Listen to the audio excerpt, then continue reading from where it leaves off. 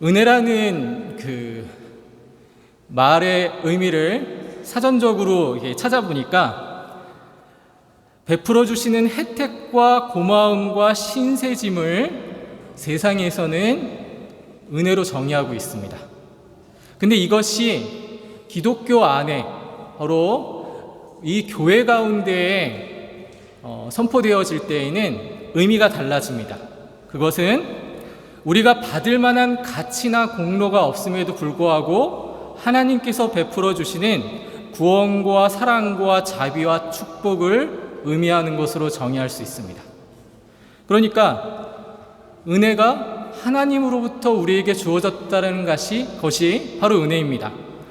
성 어거스틴도 이 은혜에 대해서 우리가 제사함을 받고 거듭나게 되는 것도 하나님의 은혜 중에 하나요, 의인이 성화되어 가는 것도 하나님의 은혜라고 정의하고 있습니다. 여하튼 우리가 제사함을 받고 거듭나고 또 의롭게 사는 것도 하나님의 은혜이고, 성령을 받는 것도 하나님의 은혜라는 사실을 아는 것입니다. 그리고 다시 이야기하자면 지금 우리가 이렇게 하나님의 말씀 가운데 존재하고 듣고 함께 예배드리는 이 모든 것이 하나님께서 은혜 가운데 우리에게 그냥 주셨다라는 것입니다. 이게 은혜입니다. 이 은혜가 충만한 시간이 될 수 있도록 여러분 마음 가운데 내주하시는 성령 하나님의 역사하심을 믿으시는 여러분이 되시기를 간절히 축원합니다.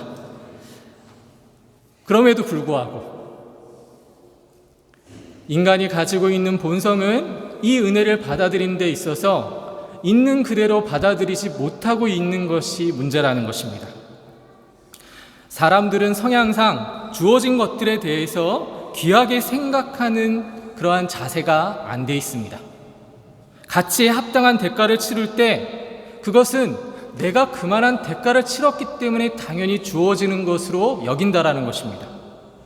보통 아이들에게 선물을 줄 때, 그리고 아이들이 선물을 받을 때의 모습들과 비슷하다고 얘기할 수 있습니다. 아이는 선물을 받을 때 처음에는 너무나 좋아합니다. 그래서 주는 사람도 기쁘고 아주 서로가 좋은 시간이 될 수 있습니다. 근데 그것이 계속되지는 않습니다.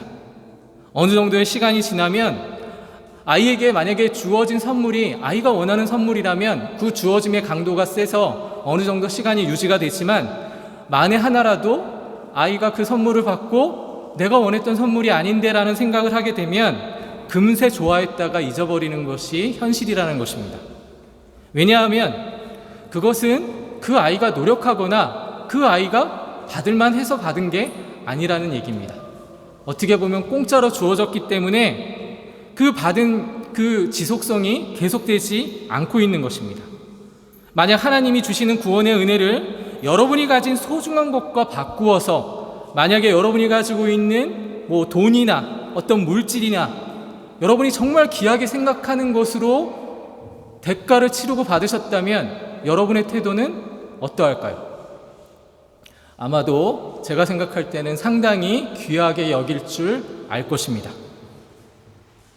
그런데 중요한 것은 이 은혜가 너무 크기 때문에 우리에게 주어진 은혜의 가치를 우리가 모를 때가 많다라는 것입니다. 성도가 전 인생을 통해서 거룩한 하나님의 자녀로 성장해 간다고 했을 때, 어떻게 보면 신앙의 성장과 성숙이라는 말은요, 하나님이 주신 은혜를 어떻게 인지하느냐, 어떻게 깨달아 가느냐, 그 은혜의 가치를 알아가는 과정이라고 말할 수 있습니다. 많은 믿음의 선진들이 성경을 통해서 깨달은 진리에 대해서 언급할 때 하나님이 받은 그 은혜에 대해서 그 가치를 모르고 사는 성도의 모습은 스스로 성도임을 포기하는 행위라고 얘기하고 있습니다. 그리고 심지어는 은혜를 은혜대로 깨닫지 못하는 것은 교회의 원수라고 아주 적나라하게 표현하고 있습니다. 성도의 성숙과 성장은 우리가 받은 은혜가 얼마나 가치 있는 것을 알아나가는 그러한 성숙에 있다라는 것입니다. 사랑하는 성도 여러분, 지금 내가 받은 은혜를 여러분 공짜로 받은 물건을 취급하고는 있지는 않은지, 그냥 내가 당연히 나에게 주어져 내가 누려야 될 것으로 여기지는 않는지를 한번 생각해 보시기를 바랍니다. 하나님이 교회를 통해서 주시는 하나님을 경배하는 방법들, 그리고 하나님께서 허락하신 은혜의 수단들은 마치 값싼 은혜란 그러한 이름하에 싸구려 상품같이 취급하지는 않았는지를 우리 스스로가 돌아봐야 한다는 것입니다. 주일날 하나님께 드리는 예배, 그리고 예배 가운데 선포되어지는 말씀, 또 하나님 앞에 드리는 회개와 감사가 마치 교회 한편에 자리 잡고 있는 창고에서 필요할 때 끄집어 쓰듯이 할 수 있는 그러한 가치로 우리가 여기지 않았는지를 생각해 보자는 말씀입니다. 우리는 이 은혜를 너무 쉽게 받은 것은 아닌지라는 생각을 해보게 됩니다. 사실 그래서 은혜라는 말을 씀에도 불구하고 이 은혜의 가치를 우리는 솔직하게 말씀을 드리자면 잘 모르고 있는 것 같습니다. 한마디 대가나 노력 없이 받은 은혜이기 때문에 언제 어디서나 영수증만 제공하면, 돈만 주면 받을 수 있는 것으로 생각하고 우리가 그렇게 당연시 여기지는 않았는지를 생각해 봐야 한다는 것입니다. 그런데 이것은 분명히 성경에서도 우리에게 언급하고 있지만 은혜를 값싸게 여기는 불신앙적인 모습이라고 할 수 있습니다. 그냥 머리로만 이해되는 마치 교리요, 원리요, 진정한 회개가 없는 말로만 자기를 포장하기 위해서 그냥 신앙인 척 하는 것은 아닌가 하는 것입니다. 교회에는 나오지만 하나님의 말씀은 지금 이 순간에도 듣고 나는 계속해서 하나님의 말씀대로 살아가려고 하는 것 같지만 그것이 진정으로 하나님이 원하시는 방법인지를 깨닫지 못하고 내가 잘못되어 가나 아니면 잘 가나 그런 판단의 기준 없이 내가 신앙생활을 하고 있지는 않는가 돌아봐야 한다는 것입니다. 그래서 성도들 중에는 잘못을 저질러도 예배에 몇 번 빠져도 그냥 회개만 하면 하나님이 다 용서해 주시겠지, 이러한 단편적인 생각으로 신앙생활을 하고 있지 않는지를 생각해 봐야 하는 것입니다. 사실 이 말씀은 누구 한 개인의 문제가 아니라 지금 말씀을 듣는 교회와 이 땅에 거하고 있는 성도들이 가지고 있는 문제입니다. 이것은 은혜에 대해서 그 가치를 잘못 여기고 있는 우리의 모자람에서 비롯된 모습이라는 것입니다. 그래서 값싼 은혜라는 것은 우리가 은혜를 제대로 인지하지 못하는 모습이요, 마치 죄를 의롭다고 인정하는 것과 마찬가지입니다. 이 말은 은혜가 혼자서 모든 일을 하고 있기 때문에 나는 아무렇지도 않아도 된다라고 여기는 것과 마찬가지입니다. 여러분 마음 가운데 하나님께서 역사하셔서 믿음을 주시고 그 은혜의 가치로 살게 하여 주시는데 우리는 자꾸만 자기 편의대로 하나님의 말씀의 진리를 왜곡하고 있는 것입니다. 그런데 여러분, 주의 은혜로 예수 그리스도를 내 구조로 영접하고 인정하는 것은 사실 끝이 아니라 시작입니다. 신앙의 시작이라는 말입니다. 여러분과 저는요, 지금 신앙의 시작점에 있는 것이지 그 종결점에 있지 않다라는 것입니다. 근데 우리는 이것을 착각하고 있습니다. 지금 시작한다라는 것은 이제서야 비로소 자격을 갖추게 되었다라는 말이거든요. 그러면 앞으로 가야 할 길이 멉니다. 이제 가야 하기 때문에 노력해야 하고 수많은 고난과 역경을 거쳐야 하는 것입니다. 근데 우리는 그것이 끝인 줄 알고 마치 모든 것이 끝난 모양새로 신앙생활을 하고 있지는 않은지 생각해 봐야 하는 것입니다. 그냥 내 편의대로 은혜라는 이름하에 그냥 자기 만족으로, 자기 위로로 신앙생활은 해나가고 있지 않는지를 살펴봐야 하는 것입니다.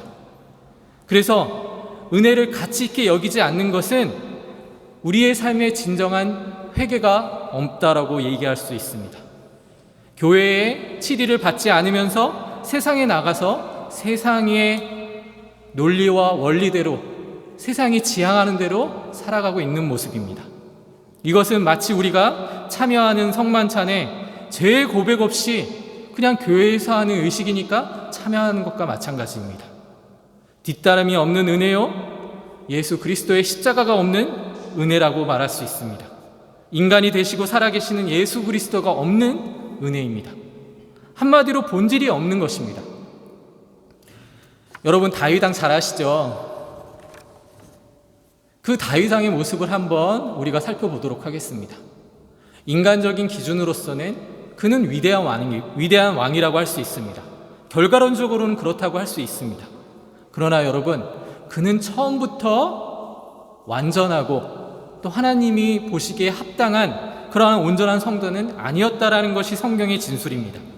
어렵게 왕이 돼서 마치 그의 인생이 주님의 인생만을 위해서 나타날 것처럼 보였지만 그는 또 다른 시험으로 말미암아 인간이 겪을 수 있는 가장 밑바닥까지 경험을 한 사람이기도 합니다. 예를 들어서 그는 신이 많은 부하장수의 아내의 그 미모에 눈이 멀어서 육신의 죄를 범하고 맙니다. 근데 하나님을 안 믿는 사람도 아니었습니다.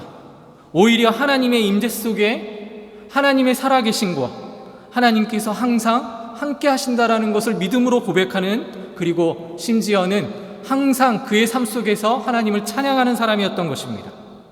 하나님의 은혜를 몰랐던 것이 아니라 하나님의 은혜를 정말로 우리보다도 더 절실하게 느꼈던 사람이었던 것입니다. 그런데 그가 자신의 욕망을 위해서 마치 잠시 하나님이 없는 듯하게 그렇게 죄를 범하고 만 것입니다. 그가 죄를 범한 후에 나단 선지자가 와서 회개하라고 했을 때 그제서야 정신을 차리고 자기의 죄를 깨달아 고백하는 그 내용이 시편 51편의 내용인 것입니다. 근데 이것은 다윗 왕만 겪고 있는 문제가 아니라 바로 우리가 겪을 수 있는 시험인 것입니다.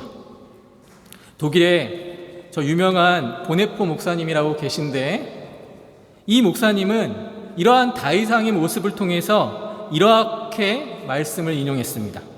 다윗은 약속을 바라보고 죄를 지었고 은혜를 바라보고 죄를 지었다라고 말했습니다. 이 말의 의미가 무엇이겠습니까? 다윗의 잘못은요, 잘못된 안심과 확신을 오해해서 이러한 잘못을 저지른 것이라는 말입니다.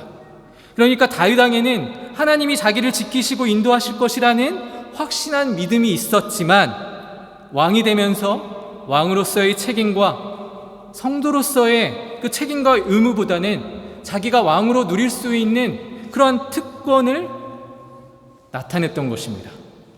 왕으로 할 수 있는 권리로 자기 죄를요 그냥 스스로 감싸 안은 것입니다. 이런 마음은 마치 죄를 지어도 하나님께만 회개만 하면 하나님이 용서해 주시겠지, 이런 생각을 하는 것과 마찬가지입니다. 이 정도는 하나님이 용서해 주시지 않겠나, 스스로 그렇게 자기 스스로 위로하고 있는 것입니다. 하나님께서 무슨 데든 용서해 주실 거라는 그 믿음의 확신은 있는데 그 죄에 대해서 하나님께서 물으실 거라는 생각은 못하는 것입니다. 죄에 대한 책임은요 하나님께서 반드시 물으시는 내용입니다. 우리가 죄를 멀리해야 되는 것은 하나님의 뜻이기도 하지만 하나님께서 그것을 바라시기도 하지만 그것을 통해 우리가 성도로 성숙해 가는 것을 우리 스스로가 하나님 앞에 보이는 신앙 행위인 것입니다. 그럼 반대로 여러분, 진정한 은혜를 깨닫는 사람의 모습은 어떤 것인지를 우리가 성경에서 살펴볼 필요가 있습니다. 마태복음 13장 44절 45절 말씀 주보에 실려 있으니 함께 좀 보도록 하겠습니다. 같이 한번 보도록 하겠습니다. 마태복음 13장 44절과 45절 말씀 같이 한번 읽어주십시오. 천국은 마치 밭에 감추인 보화와 같으니 사람이 이를 발견한 후 숨겨두고 기뻐하며 돌아가서 자기의 소유를 다 팔아 그 밭을 사느니라. 또 천국은 마치 좋은 진주를 구하는 장사와 같으니. 지금 밭에 숨겨져 있는 보물과 같다라고 얘기합니다. 은혜는 그런 것입니다. 그 보화가, 그 보석이 어느 것과도 비교할 수 있는 그 보석을 여러분은 소유한 것입니다. 이를 발견한 사람은 집으로 돌아가서 자신이 가진 것을 모두 팔아 기쁨으로 이를 사는 것입니다. 정말 은혜를 보석처럼 가치 있게 여기는 성도의 모습이 여기에 있습니다. 그럼 이 보석의 가치가 무엇을 얘기하는 겁니까? 여러분은 다 아시겠지만 그건 그리스도의 통치를 말하는 것입니다. 예수 그리스도의 부르심을 입은 것을 말합니다. 우리에게 예수님이 주어져 있다라는 것이 보화를 가진 하나님의 성도의 놀라운 모습이라는 것입니다. 우리는 그것을 그냥 모셨을 뿐입니다. 그런데 그것으로 인해 우리가 가치 있게 된 것입니다. 이것 때문에 예수님의 제자들은요, 그물을 버리고 자신의 일을 버리고 예수님을 뒤따라 간 것입니다. 은혜는 우리가 하찮게 여길 수 있는 그러한 가치를 가진 게 아닙니다. 은혜가 가치 있는 것은요, 그리스도의 뒤를 따라가야 하는 전제가 있습니다. 그것 때문에 예수님께서는 생명을 대가로 치르셨습니다. 그것을 우리에게 알려주시기 위해서, 인간에게 새로운 생명을 주시기 위해서, 하나님 입장에서 우리에게 은혜를 허락하시기 위해 예수 그리스도의 그 아들 생명의 대가를 치르게 하신 것입니다. 이건 엄청난 대가입니다. 감히 값으로 환산할 수 없는 그런 값비싼 대가를 치르고 그 은혜를 우리에게 주신 것입니다. 그러므로 하나님에게 값비싼 것이 값싼 것이 될 수 없습니다. 여러분이 아무리 값싸게 은혜를 하찮게 여겨도 그가 가지고 있는, 그것이 가지고 있는 은혜의 가치를 외면할 수 없다라는 것입니다. 마태복음 7장 6절 말씀 보십시오. 거룩한 것을 개에게 주지 말며 너희 진주를 돼지 앞에 던지지 말라. 그들이 그것을 발로 밟고 돌이켜 너희를 찢어 상하게 할까 염려하라. 자, 이 말씀은요, 가치 있는 그 은혜라는 것은 세상으로부터 보호되어야 되고 개에게 던져줘서는 안 될 하나님의 선물로 이해되는 은혜를 뜻하는 것입니다. 너무나 중요한 은혜라는 것입니다. 그래서 우리에게 주어지는 은혜라는 것은 살아있는 하나님의 말씀이요, 또 그 말씀이 역사하시는 은혜입니다. 그 기뻐하시는 그 뜻을 따라서 우리가 우리의 삶에서 하나님을 증거하는 것입니다. 이것이 은혜를 은혜되게 만드는 것입니다. 근데 우리는 이 은혜를 우리 믿는 자들에게 예수를 따르기로 촉구하는 은혜가 있다라는 것을 자꾸만 외면하고 있습니다. 은혜가 은혜되기 위해서는 우리가 하나님의 자녀로서 가지는 자세가 필요하다라는 것입니다. 마태복음 11장 30절 말씀을 보시겠습니까? 마태복음 11장 30절에 예수님께서 나의 멍에는 부드럽고 나의 짐은 가볍다라고 얘기하고 계십니다. 한마디로 이 은혜는 예수 그리스도의 제자가 되는 멍에를 지운다라는 말입니다. 여러분, 은혜가 좋은 것 같지만 믿음이 없는 자들에게는 엄청난 시련이 될 수 있다라는 말입니다. 예수 그리스도의 제자가 되는 멍에를 지운다라는 것은 아무에게나 주어지는 것이 아니라는 것입니다. 멍에라는 말은 행동의 구속을 받거나 무거운 짐을 지운다라는 뜻입니다. 그런데 그것이 예수님을 믿고 은혜가 우리한테 왔는데 이 멍에가 따른다라는 것입니다. 그런데 예수님께서 뭐라고 우리를 위로해 주시냐면 이 멍에는 부드럽고 가볍다라고 얘기하고 계십니다. 이 말씀의 의미가 무엇을 얘기하는지 여러분 잘 이해하셔야 합니다. 단순히 가볍고 부드럽다라는 뜻이 아닙니다. 이것은 예수님께서 그것을 가볍게 해주시겠다라는 은혜의 약속입니다. 예수의 십자가는 우리의 죄를 사하여 주시기 위해서 예수님께서 고난을 받고 죽어야만 했던 십자가였습니다. 아시다시피 그 십자가는 우리의 죄 때문에 지신 십자가였던 것입니다. 자신의 고난을 통해서 인간과 하나님 아버지의 진정한 화해를 위해서 지신, 아무도 그것을 감당할 수 없는 은혜의 십자가였던 것입니다. 성경의 말씀이 성취되기 위해서 반드시 일어나야만 했던 일이었던 것이죠. 하나님의 약속이었지만 우리는 이것이 이루어지기까지 얼마나 처절한 하나님의 계획이 있었는지를 외면할 수 없습니다. 고난은 비극적이지만 그걸 통과하면 사람은 그 고난에 대해서 이겨낼 힘이 생긴다고 합니다. 근데 많은 사람들이 고난을 통과해서 나타내는 모습들을 보면 내가 이 고난을 잘 버티고 견뎠기 때문에 이것을 이겨냈다라고 착각하는 분들이 많습니다. 기독교에서 이야기하는 고난이라는 것은요, 우리를 하나님의 사람으로 만드시기 위한 하나님의 계획이십니다. 그리스도인들은 이 고난을 통과해야만 합니다. 고난 없이, 시련 없이 하나님의 자녀로 성장하는 것은 없다라는 것입니다. 그런데 우리가 받는 고난, 예수님이 우리에게 보여주셨던 그 고난에는 엄청난 비밀이 숨겨져 있습니다. 단순히 고난은 그냥 지나치면 될 것 같은 것이라고 생각할 수 있는데, 예수 그리스도가 당하셨던 고난은 우리 인간이 받을 수 있는, 또 인간이 경험할 수 있는 그런 고난이 아니었습니다.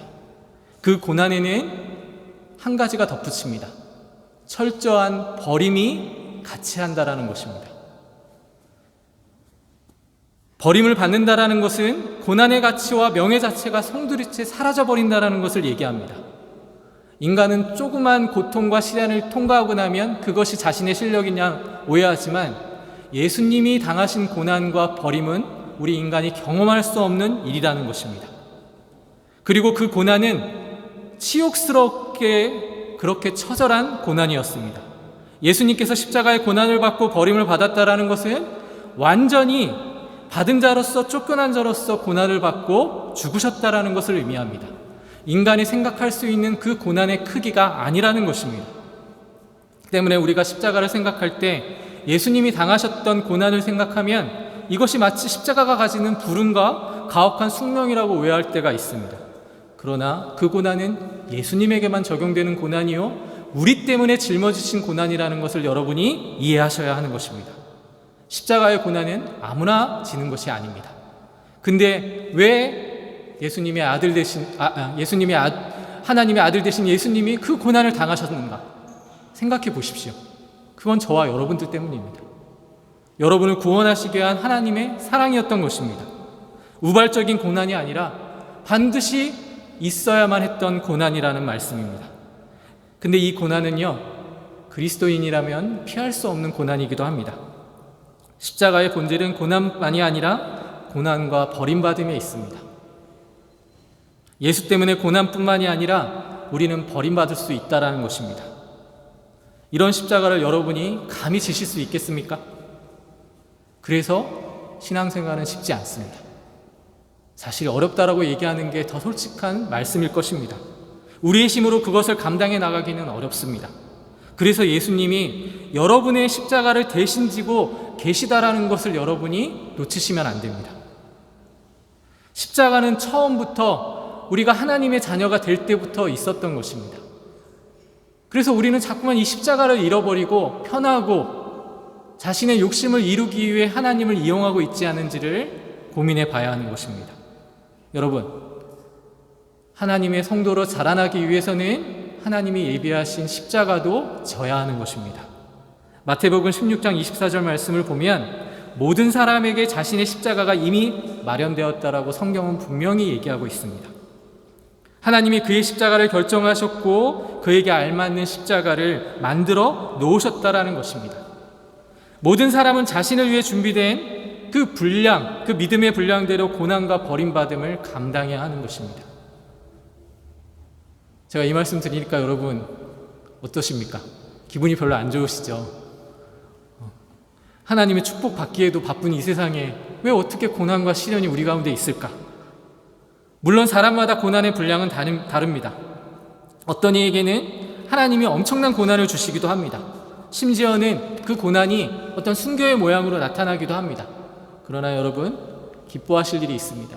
하나님은 여러분의 수준을 아시기 때문에 여러분이 감당할 만큼의 고난만을 허락해 주신다라는 것입니다. 하나님 안에서 포기만 하지 않으면 됩니다. 버텨 나가시면 하나님께서 은혜의 길로 인도해 주실 것을 믿으시기 바랍니다. 그렇지만 십자가의 본질상 고난은 동일한 것입니다. 그리고 그 십자가의 고난은 모든 그리스도인에게 있는 것입니다. 모든 그리스도인은 그 십자가를 경험해야만 하나님의 사람으로 성장해 갈 수 있게 되는 것입니다. 마태복음 5장 13절부터 16절 말씀을 좀 보도록 할 텐데, 주보에 5장 11절부터 말씀이 기록되어 있습니다. 잠시 한번 보십시오. 제가 읽도록 하겠습니다. 나로 말미암아 너희를 욕하고 박해하고 거짓으로 너희를 거슬러 모든 악한 말을 할 때에는 너희에게 복이 있나니 기뻐하고 즐거워하라. 하늘에서 너희의 상이 큼이라. 너희 전에 있던 선지자들도 이같이 박해하였느니라. 이 말씀만 보더라도 사실 은혜가 되는 말씀이 아닐 수 없습니다. 마태복음 5장 11절 12절 이 어떻게 보면 축복선언에서 십자가에 달리신 분을 따르는 그 은혜로 부름을 받은 자들에 대한 어떤 하나님의 약속이기도 합니다. 그런데 보십시오. 11절과 12절만 보면은 장차 다가올 고난과 핍박을 찾기만 하면 하늘나라에서 너희 상이 클 것이다. 이렇게 단순하게 이해할 수 있습니다. 그들이 세상에서 없어서는 안 될 보아라는 사실을 우리가 외면하면 안 됩니다. 이게 중요합니다.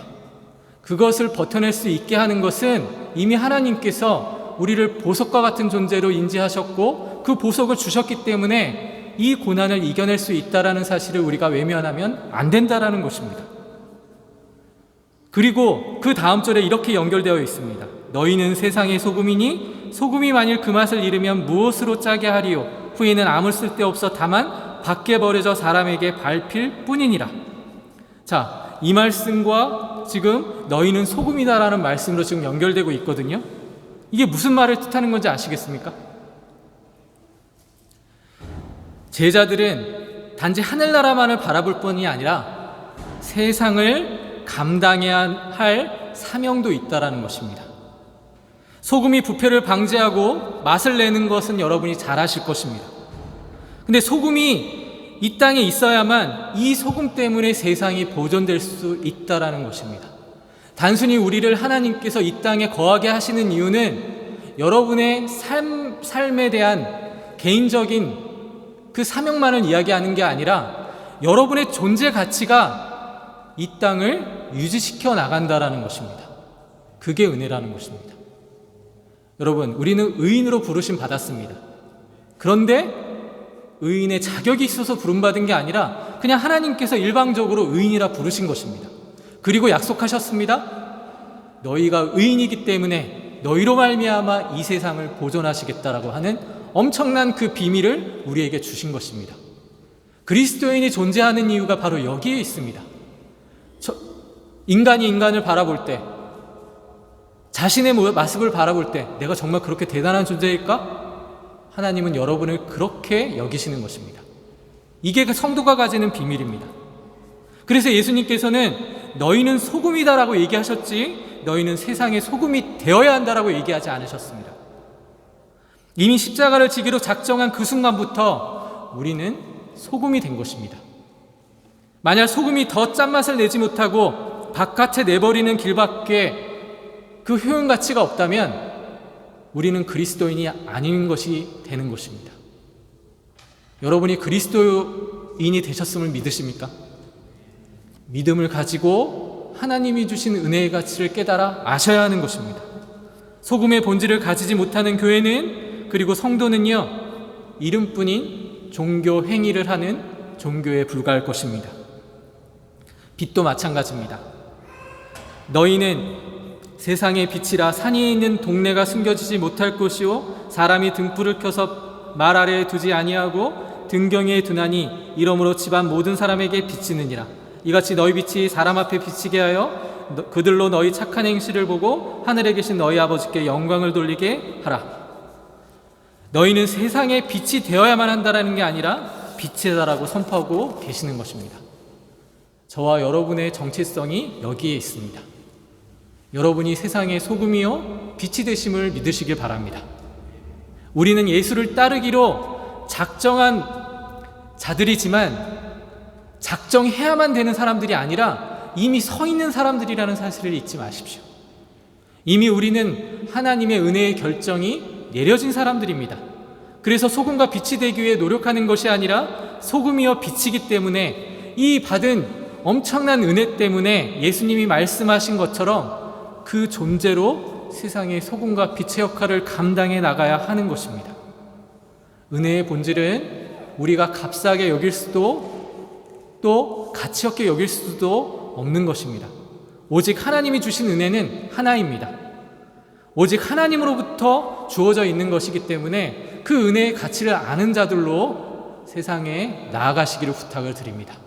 여러분에게 맡겨진 일들, 여러분에게 맡겨주신 모든 가업들은 하나님이 여러분을 성장케 하기 위한 수단이지 여러분을 절망에 빠뜨리기 위한 수단이 아니라는 것입니다. 이 세상 안에서 이 비싼 은혜를 잃어버리지 마시기를 부탁을 드립니다. 은혜를 인식하면서 살 수 있는 것이 지금 우리에게 주어진 하나님의 축복임을 아시기를 부탁을 드립니다. 이 은혜는 인간의 말이니까 정말 어떤 가치로도 표현할 수 없는 가치가 있는 은혜입니다. 예수 그리스도 안에서 여러분은 이런 은혜를 받은 자들입니다. 여러분의 존재, 여러분의 모습에서 하나님의 이런 아름다운 계획이 지금도 실현되고 있다는 사실을 믿으시기를 주님의 이름으로 소원합니다. 기도하겠습니다.